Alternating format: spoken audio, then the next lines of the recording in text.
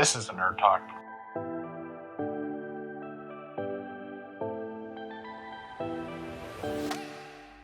We want to welcome anyone who's listening or not to this episode of R2 Detour Bros. My name is Josh, joined with my brother, as usual.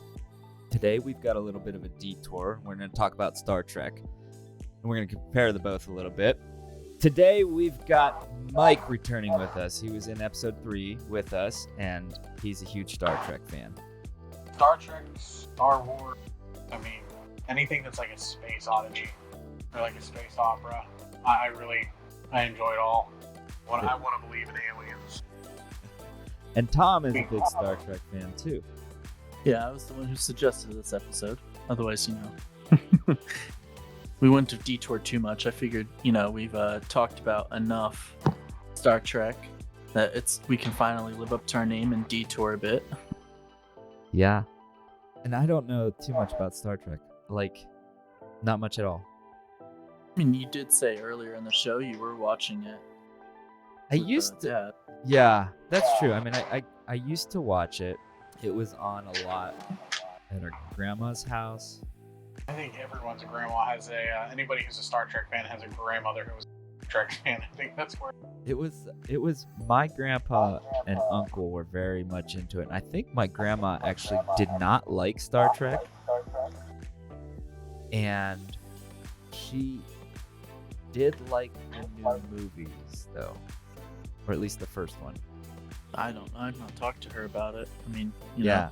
If I'm not mistaken, she hated all of it. She did not like Star Trek at all, and then saw the new one, and actually liked it. I don't know. I'm a big Star Trek fan though myself. Hell, I mean, I'm building a 1-to-1 scale of the Enterprise D on Minecraft, which I'm not quite done yet, but that's pretty cool. Yeah.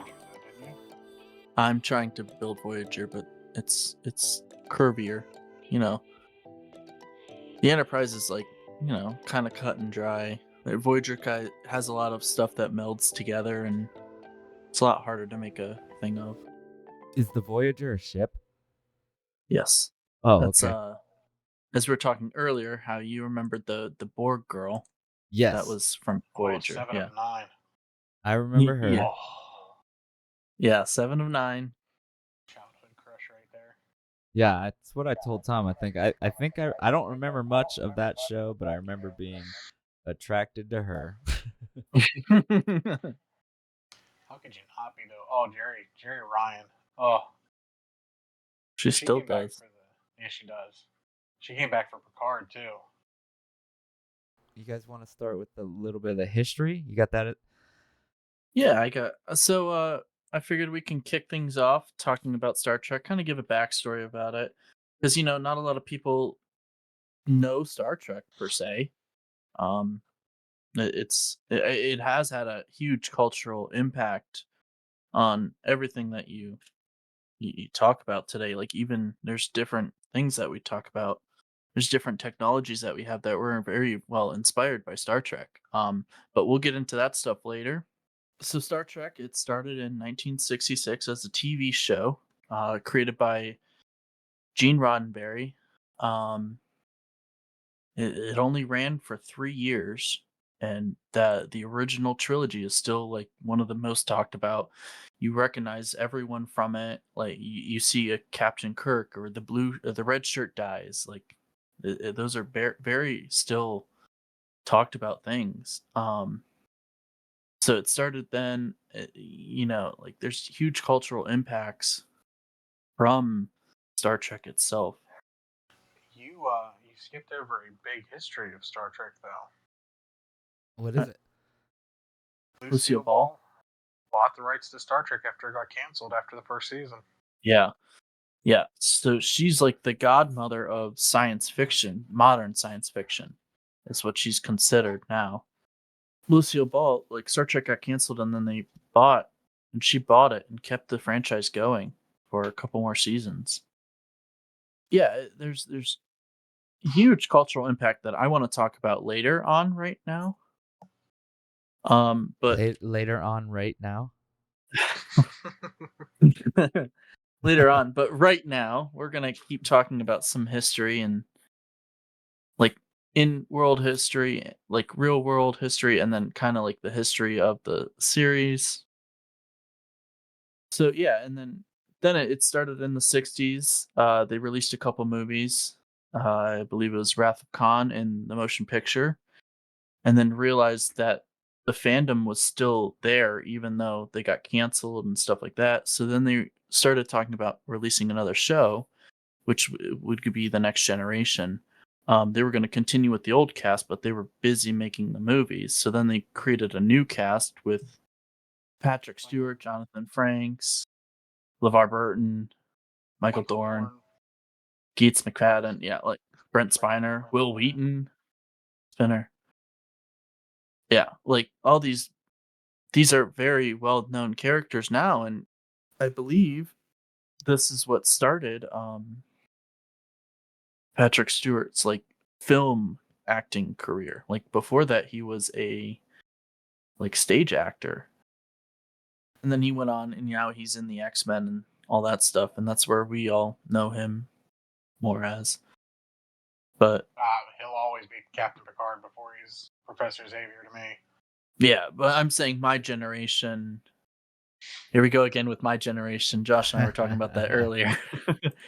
But like I think the X-Men was more a big cultural impact, more widely reached than the show was.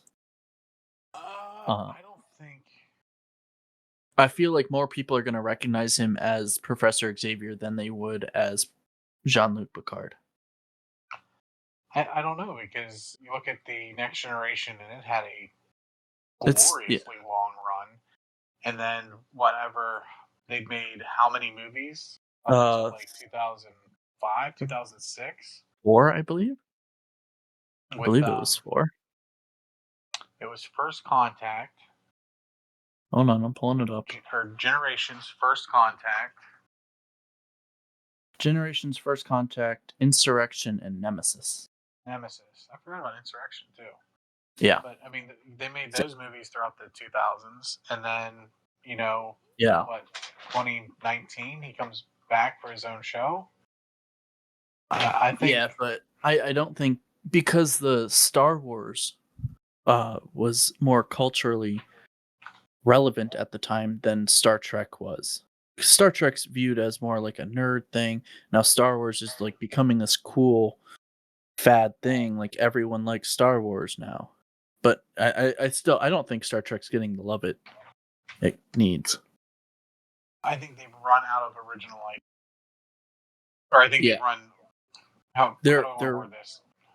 I feel like they're rerunning old ideas. No, I don't think they're running old ideas enough. So what they're doing is making like different stories based off of Earth and things like that. But when you watch Star Trek, you expect, New. they go where no man's gone before. The exploration aspect, yeah. Right. And I think that died with Deep Space Nine. Not Deep Space. I think Voyager was a good. Voyager was phenomenal. Voyager's my favorite. Voyager is my favorite. So we'll get into this real quick. So there was the original series, then there was Next Gen, and then there was DS9, Deep Space Nine, and then there was Voyager, and then Enterprise, and I believe there's a couple other that have come out. Discovery. Bottom deck or below deck, isn't that the Lower one Decks? cartoon? Yeah, but all cartoons aren't technically considered canon, and that's Gene Roddenberry. So the original series had a cartoon run after they got canceled in the 70s. It was only 2 seasons. But that's not considered canon according to Gene Roddenberry. That's just fun having. So, anyways, there's Discovery, and then there's the Picard that we just mentioned. Strange New Worlds. There's another one. There's a new kids show called Prodigy. All this stuff kind of comes out in sequential order. They always had a tie-in. Like the first episode of Deep Space Nine, they showed Captain Picard as Locutus, and he destroyed the ship that Benjamin Sisko was on. And then, of course, And it's Voyager like, left from Deep Space Nine. yeah, and it's like tying off, like handing off the torch almost. Because I just saw a thing today talking about DS9 and how Miles O'Brien, Okay. because when he left Next Gen, there was like he just left. There wasn't a like a goodbye thing, but there was in the first episode of DS9. Like it was a good, like they all get to see him one last time, and then yeah, it was a good like send off. I think the first like passing the torch was a very good first thing to for DS9. But yeah, like I said, there's a bunch of shows that were that have come out. And I think that the original series, yeah, it's kind of crappy to watch now, but you have to keep in mind this was very low budget and it was also released in 1966. So that's why people talk about how like weird and bad it looks, but you got to think this was 1966. That was groundbreaking for the time. That's what Using I was about to miniatures. say. It was Yeah. well using the miniatures, and whenever the ship would get shot, the crew would all make motions like they were getting rocked. Like it took a lot of choreography. It was Yeah. I still think it was well done. Yeah. Now there's some goofy stuff in it, but Oh, there's a lot of goofy stuff in it. the In the lizard fact monster that Kirk fights. and the fact that Kirk like sleeps his way through the galaxy. You know, if you go back and watch it, He doesn't really do it that he much, but it's just doesn't. It's such a thing that Kirk is this playboy. Now he has his playboy moments, but yeah. But it's very you know, obvious when he does have his playboy moments. That's oh I yeah, think for that's sure. what people take away from it. But it's also like not a it's serious, but it still has a lot of comical moments, and it's obvious when they're comical moments. Like it's very sitcom-y in a sense. Like Like the there's no laugh triples. tracks, but like you can the tribbles. Like there's no laugh tracks, but like you can obviously tell that if it was a sitcom, you could easily put a laugh track in there and it would fit. But Next Gen like kind of pulled away from that like goofy, funky 60s show to this more serious, diplomatic esque like it's I don't know, it's a different like they go to different. They had a bigger budget and they had better Yeah, that special too. effects. They were able to do more, and they did. Yeah. And there's always these challenging like philosophical questions within the shows too. Like it's not just space exploration. Like there's still like moral things that they talk about in modern day like issues of the time they're talking about in the show. Like I think one of them was talking about the death penalty and there's stuff like that. That was Like Will there's Wheaton. huge moral. That I episode mean, they had Will talk Wheaton. about it in Voyager and DS9 and stuff like that, and prison systems. I don't know, and it's a different timeline too. So like, if you look at the Next Generation versus Voyager or DS9, they're different like areas of the timeline. So you have that big daunting in the original series too.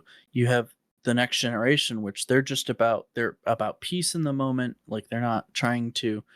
There's no peace. There's no war going on, so they have no need to create warlike vessels. So that's why the Enterprise D is such a massive, like essentially space yacht, if you will. Because if you look at the size difference between the D and all the other Enterprises, like it's this giant, oversized, like show of power essentially in the galaxy. Like look at us, we're not warring right now, so we can build these massive ships that are for exploration. Like they're not meant to go warring. They're meant for science and all that. Like there's so many sensors and stuff like that. and the staterooms, and they're just these massive rooms that like are giant suites essentially in a hotel, like a top level suite. Like you get everything you need in there. Then you go to DS9 where they start the war, and the ships. That's where you get the Defiant, which is specifically made for war. It's a very like warship. It's an eighth of the size of the D, the Galaxy class. And Way more firepower though. oh yeah, yeah, and the the Galaxy class was meant to be a long-term exploration vehicle. You're meant to go into deep space and not return for more than 5 years. Like that's why A, the original, and the Enterprise, was such a small ship because it was only meant to go not very far. But Voyager was the same thing. It wasn't meant to go very far, but yet then they make it a 7 year 7 year mission essentially on accident. It was meant to go for a 3-hour tour. Yeah, on its maiden voyage, and then it ends up 75 million light years away. With the worst doctor in the series. Yeah. And going back to DS9, it broke away from like the traditional Star Trek script. Like, yes, there were still Star Trek things that there moral dilemmas that they were talking about, but it wasn't Starfleet per se. Like, yes, there was still Starfleet presence, but they were still working with the Maquis at the time. There's a bunch of different things that they were talking about, and there's more like human and religious views, and then now there's a war that they're having to deal with, and all those consequences of war. And then Voyager, broke away even further. Like, it's no longer similar to the original series. Like, yes, there's exploration, but it's forced exploration. Like, and it's now survival. It's more of a survival story than a exploration story. And I think the Enterprise, the show that came out after that, was kind of returned back to that original. This is just about exploration. I don't know. I haven't watched it. It's not good. Okay. Scott Bakula is probably the worst Starfleet captain in the history of Starfleet. And he's just, it's not good. They try too hard. They want to take it back to basics, and they remove a bunch of the features. This is the first Enterprise. It doesn't have this. It doesn't have that. And the acting it came off as weak. You could tell that it was more. This is the same problem that Star Wars had. It's supposed to take time in a previous timeline, yet, however, the technology is better and more advanced and everything like that. So, like, you look at the original trilogy and you look at the lightsabers for those movies, different things like that, and then you go back to the prequels and you have this amazing droid army. You have, the Obi-Wan Annie fight. Right. So you take, and you can tell, like, it's supposed to be something from the past, but it's just, it just seems more futuristic. That was the problem with Enterprise. Like, they tried to strip away so much to make it look like the past, but at the same time, it didn't really look like the past. No, I like Star Trek. I just haven't really watched it. That's just mostly the truth.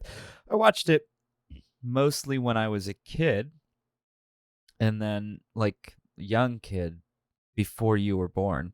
Ha! I can say that. When it came out, yeah.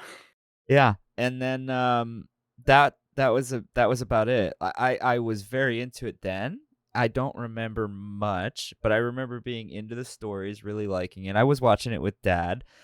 It was a fun thing that he and I watched. I don't know if Steph watched any with us, but it was fun. I've got good memories of it. I just don't remember any of the stories. I never disliked it. I just fell more in love with Star Wars than Star Trek, I guess. Fair. I mean, a lot of people do. Yeah. And Well, in I Star think they're Trek, different. I think they're very different, and I they think are very different. well, And a that's lot of why people just throw them into the same category. So we break them down in a genre. Like Star Wars is fantasy, and I think Star Trek's more science fiction. yes, it was. It's Because you got space ultimately, wizards. yeah, it's ultimately two sides of the same coin, except your biggest difference is one is based on science, it's exploring the galaxy. The other one is just, you know, these Yeah, guys are going to fight these guys. good versus evil, Yeah. wartime. It's fantasy versus sci-fi. Fantasy versus science fiction. So they're very different in a sense, you know. I don't know why I gravitated more to Star Wars than I did to Star Trek, but I don't dislike It's a Star much Trek. easier watch. Yeah. You're not sitting there debating philosophical questions Yeah, I don't that are proposed in the show. I was into it though as a kid. I think like when I get into films or a series, and it used to happen when I was a kid, and I think that's why I like making films. But when I would watch something, I really try to put myself in that situation. So with that being said, for whatever reason, I wanted to be in Star Wars more. I don't know what would have helped with that. I don't know what the main cause of that. Knights of the Old Republic video game was probably a lot of it, but I don't really know. I definitely just wanted to be. Yeah, it looks more badass swinging a lightsaber using the force than scanning with your tricorder and shooting a little phaser at someone. Yeah, I Yeah. suppose so. I suppose From so. a kid's perspective. Like yeah, like it's definitely more fantasy. Like that's definitely like ooh, fantasy. That'll never happen, so that'd be fun. This is like this kind of could happen. They make things plausible. Yeah, a lot of the different theories in like Star Trek, like the warp drive and all that stuff is based relatively on like actual scientific theories, if I'm not mistaken. Like warp travel is theoretically possible. They're working on it at NASA right now. It's not we're not going so we can't go faster than the speed of light, but you can warp space to go faster, essentially, creating like shockwaves using space itself. It's the Alcubierre drive. If anyone's interested, it's the Alcubierre drive. If anyone's interested, I will spell it out for you real quick. ALCUBIERRE drive. Uh, but yeah, he basically just created this idea of being able to travel, which was inspired by Star Trek, actually, and he figured out a way to make it possible. Now, there's a lot of stuff that has to go into it that we can't fully understand yet, that we don't fully understand yet, but I think one of the biggest things that would make a difference there is trying to figure out how to turn people from turning into paste when you hit warp drive. that's the other. Getting You hit gotta with that many slowly Gs. speed up. You can't just, yeah, you can't just go because you will you will have a splatter on the back of the. You will paint that back wall red, and also you got to figure out a way, uh, an actual spacecraft that can handle that too. You can't just, Material. yeah, you can't just like throw it in there.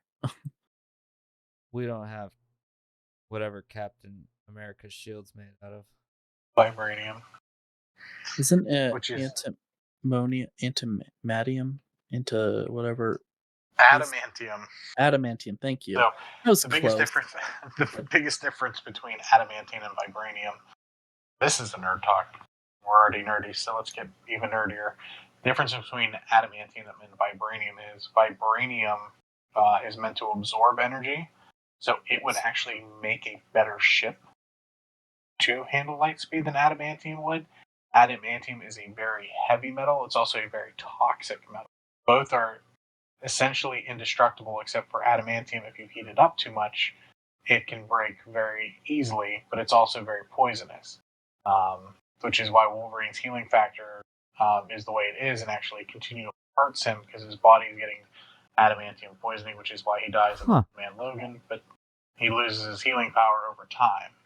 In fact, if they go to the comic books where Magneto ripped the adamantium out of Wolverine's body, it's when he became the most powerful version of Wolverine, because his body wasn't in constant pain and his healing factor almost quadrupled because it wasn't constantly healing itself from the adamantium poisoning.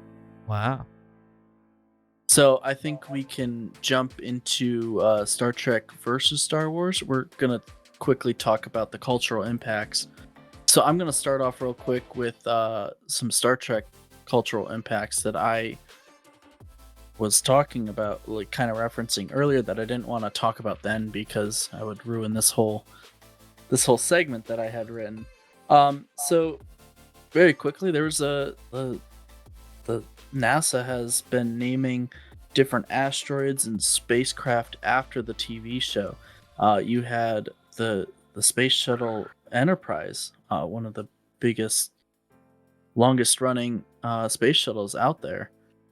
So there's a couple different asteroids that were named after different characters and elements connected to the Star Trek franchise. Like there's the Mr. Spock, the Roddenberry, the Takei, the Enterprise. You're missing one of the biggest ones. What? Which one? The Space Force logo. The Space Force logo is, yeah, that's right. The original series was progressive as hell for the 60s. Like, you had a black female lead, a Russian, a Japanese. Like, this is during 1966, so there was the Red Scare going on, and you had a Russian lead. You had a black female lead, again, during 1966, the 60s, late 60s, and they had... Yeah. That was during the Civil Rights Movement, and then the Japanese, right after World War II. People were on the fence about that. They almost got canceled because of the first interracial kiss. Yeah, because of Kirk and why am I blanking on everyone's name? Ahura. Thank you. Everyone's name tonight I've been blanking on.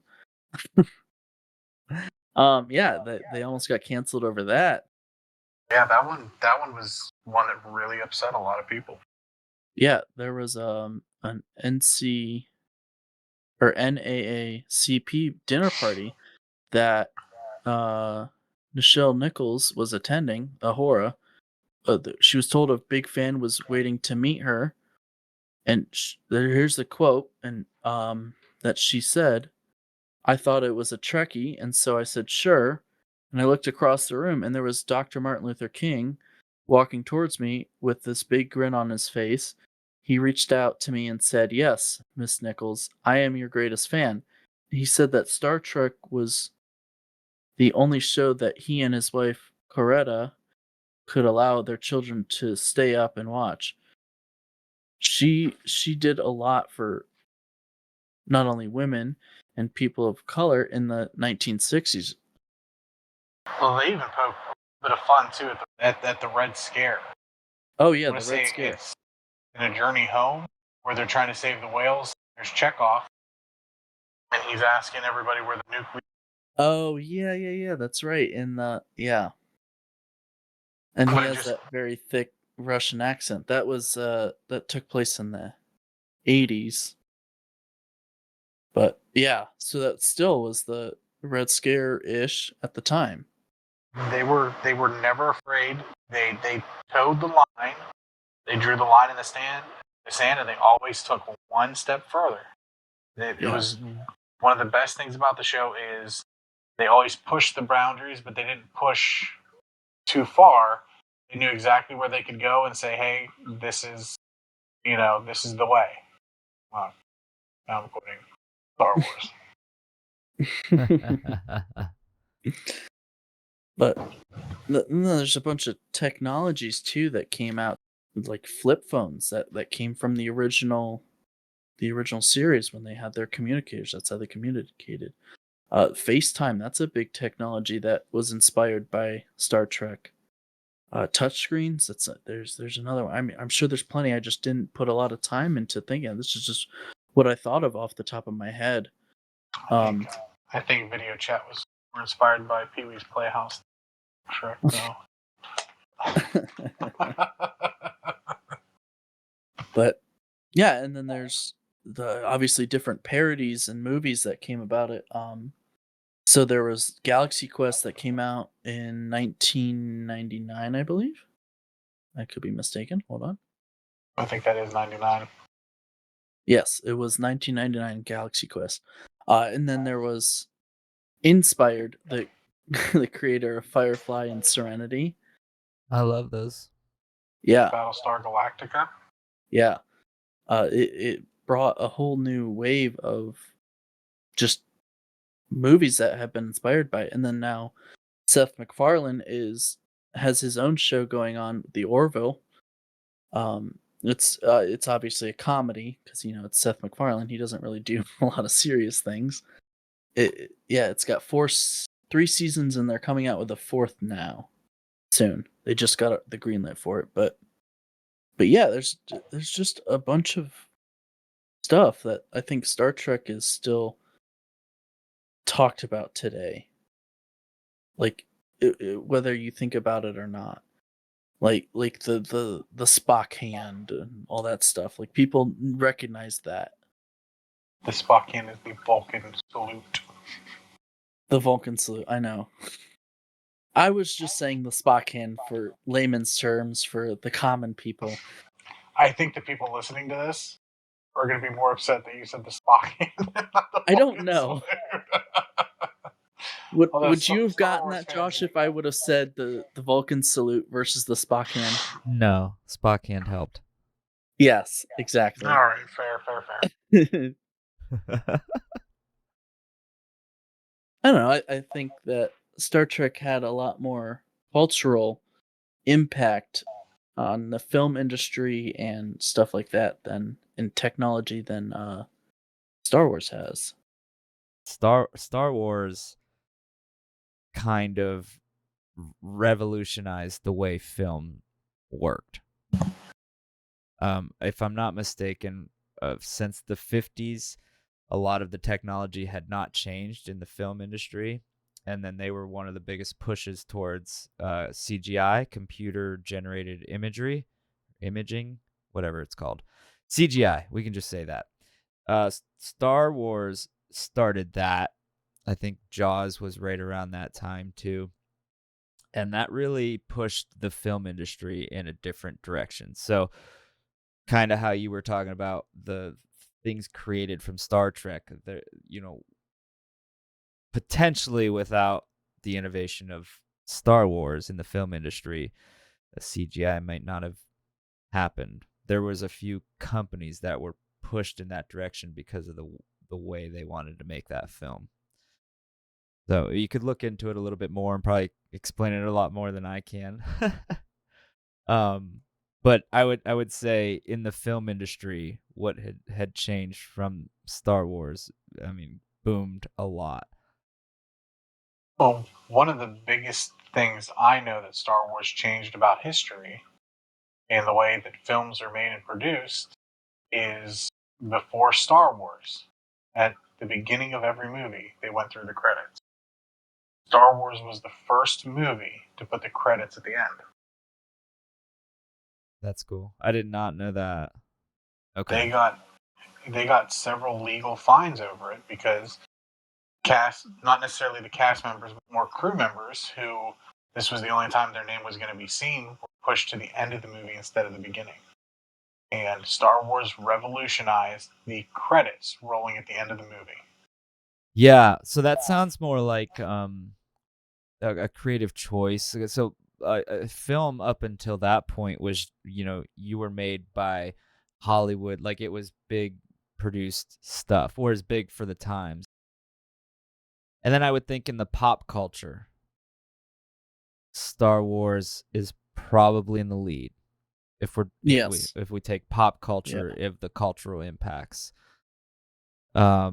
Just one of the biggest villains in cinema history, one of the big reveals, I'm your father, in cinema history.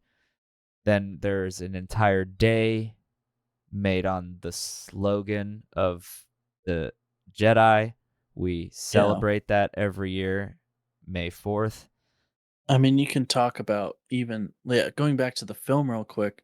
Lucasfilm was one of the major CGI films for the new Deadpool movie. I don't know if you guys noticed that, I've not seen it. but they were one of the lead CGI departments of that movie. Nice. But yeah, Lucasfilm is another huge thing that George Lucas has created because of Star Wars. Star Wars. I almost said Star Trek. We're jumping back and forth. This is getting confusing. Oh, excuse me. Yeah. Now there's two of them. Was it 99, 2000 when Phantom Menace came out? And the lines of people wrapped around the movie theaters to see this movie. I mean, I don't think Star Wars ever went away. I think Star Trek took a small hiatus, but I don't think Star Wars has ever gone away. I think Star Trek is still on their hiatus. I mean, Star Wars hasn't put out anything great either lately, so. No. I mean, other than The Mandalorian. I mean, there's The Mandalorian. The Mandalorian is good, yeah. That's why I said other than The Mandalorian. The Mandalorian, the Ahsoka series, I didn't care for Ahsoka. I was so excited because I like her as a character. Like, I like the Ahsoka character, but I did not. Yeah. Yeah, is a good way to put it.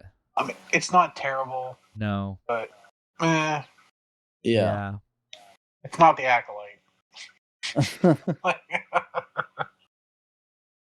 In my opinion, I think Star Trek has had better TV shows than Star Wars. Yes. Oh, absolutely. And the movies are kind of garbage because they're taking what could have been an episode of Star Trek and expanding it into like an hour and a half, 2-hour movie that could have easily been done in one episode. I'm going to disagree with you on that. I think that the Star Wars movies did better. I think the Star Wars movies did better, but I don't think all the Star Trek movies are terrible.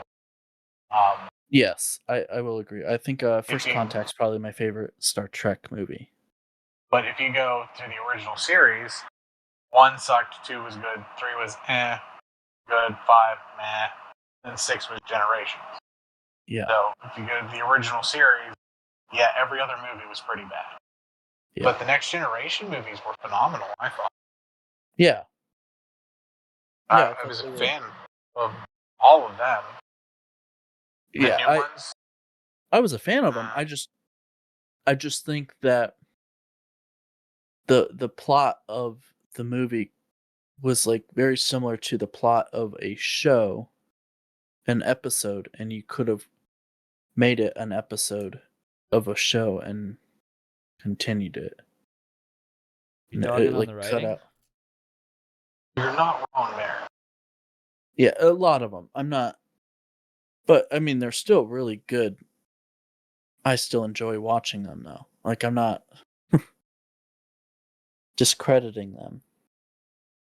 I could be honest, I'm not sure I've seen a single Star Trek film other than the new ones that came out in like 2012? 9 was the first one. 9. Those aren't best. Those the Chris Pine Star Wars or Star Trek movies. Yeah, I enjoyed it. Yeah, you're not missing much. If you don't. I enjoyed it. I don't remember the second one, but I liked the first one. Star Trek and then Into Darkness and Beyond. Don't remember that one. The first Star Trek movie was the best.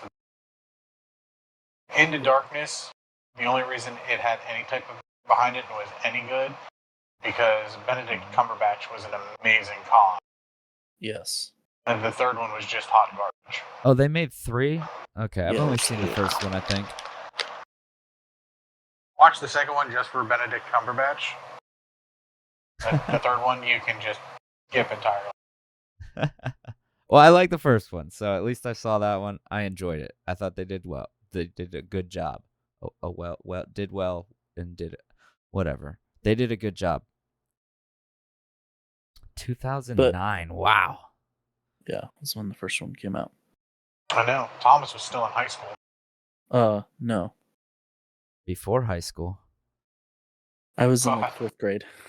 Oh, I was graduated. That was 10 years before I was in high school. Oh, God. Yes. I graduated in 2019, so. I had already had my 10-year reunion by the But yeah, I think Star Trek or Star Wars is getting better with their TV shows now.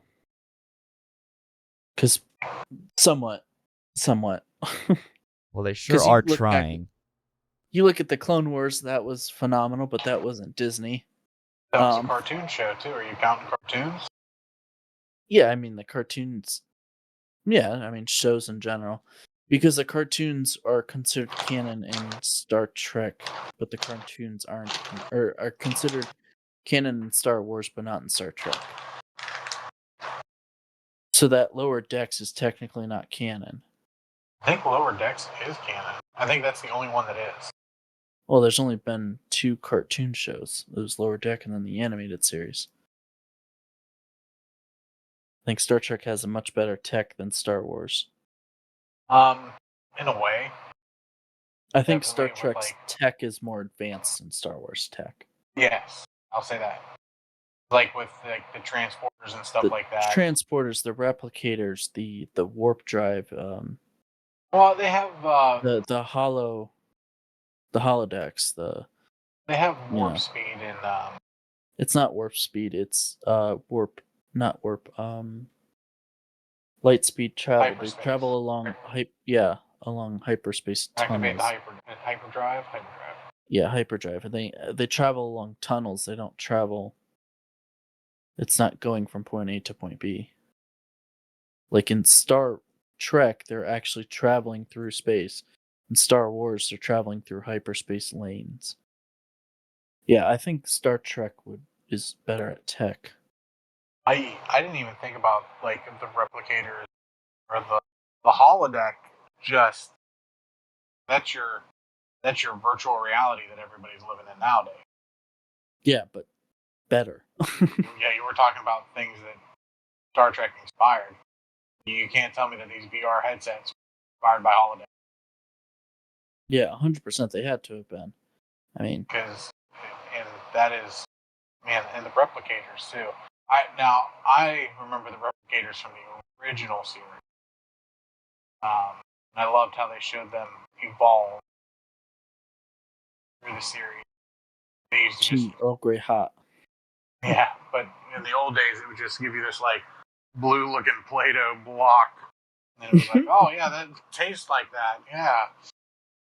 The best weapon in any, like, I don't care what, space opera, galaxy far away, galaxy close at home, the lightsaber is the greatest weapon and tool, I think, in any, space franchise.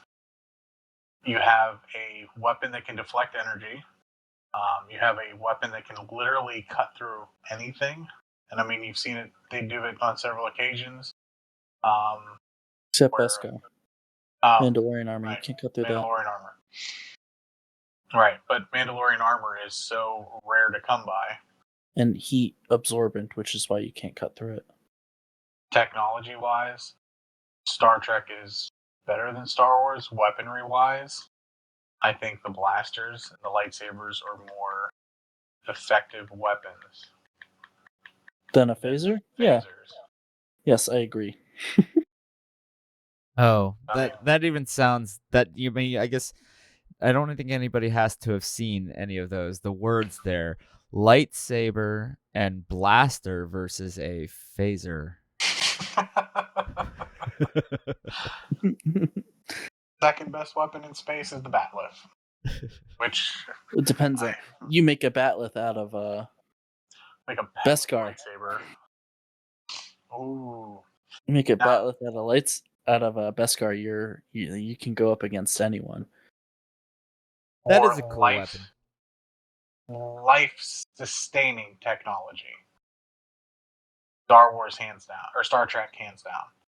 The replicator, the holodeck. I think they have more efficient travel in Star Trek than Star Wars. I agree with you on the hyperspace, but warp, you can go any which direction you want. Definitely right there. But I think if you're going for military purposes, I think the blasters and Yeah, Star Wars is in a constant state of war too. And most of their technology is driven by war, very similar to most of the technology in actually in our world too. And Star Trek isn't really a warring. Well, then you. Well, okay, Starfleet isn't warring. Okay, the Federation of Planets is not warring. Yes, They've they've always gone tried for to peace. negotiate. Yes, but then you get the Klingons who are purely warring.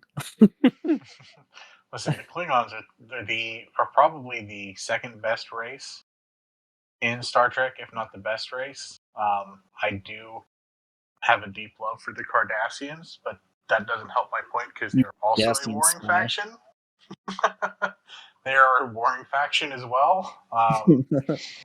So, Yeah, but I think that goes to show why the technology for the two different entities are different as they are, though. Because the Federation of Planets is focusing on peace, they're focusing on sustaining life, they're focusing on making life better for everyone. Star Wars, it's kill or be killed. yeah, very much so.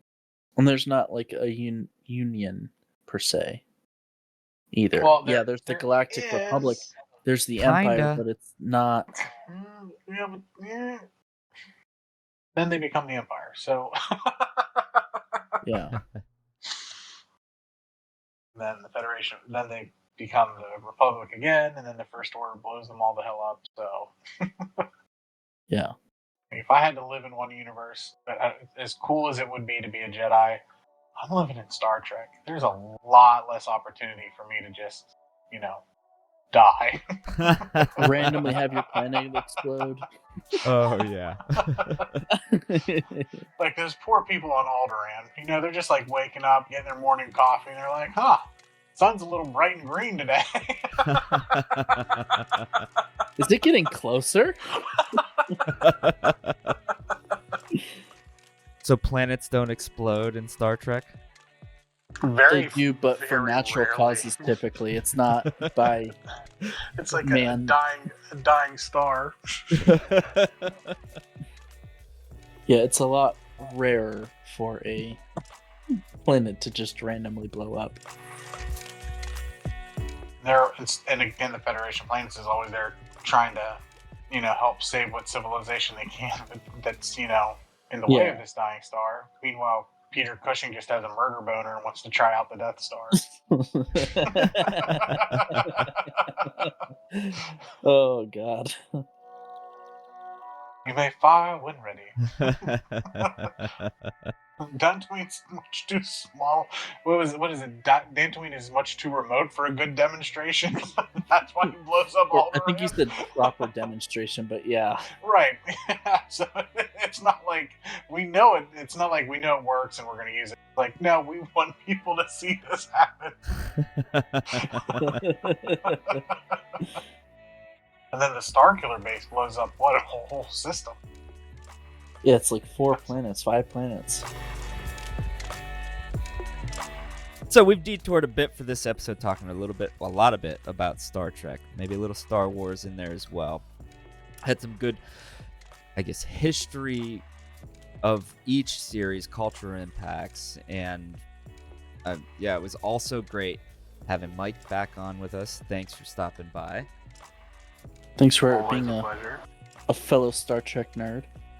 thank you very much for whoever's listening or not to the R2 Detour Bros podcast. Next episode, we're going to talk about the best pilots in Star Wars. We're going to go back to Star Wars. We're going to dive into Chewbacca's backstory, and we're also going to talk about the best Disney era films. Don't forget to go check out the poll, vote for your favorite franchise, Star Wars or Star Trek, and then let us know any of your thoughts on today's topics in the comments.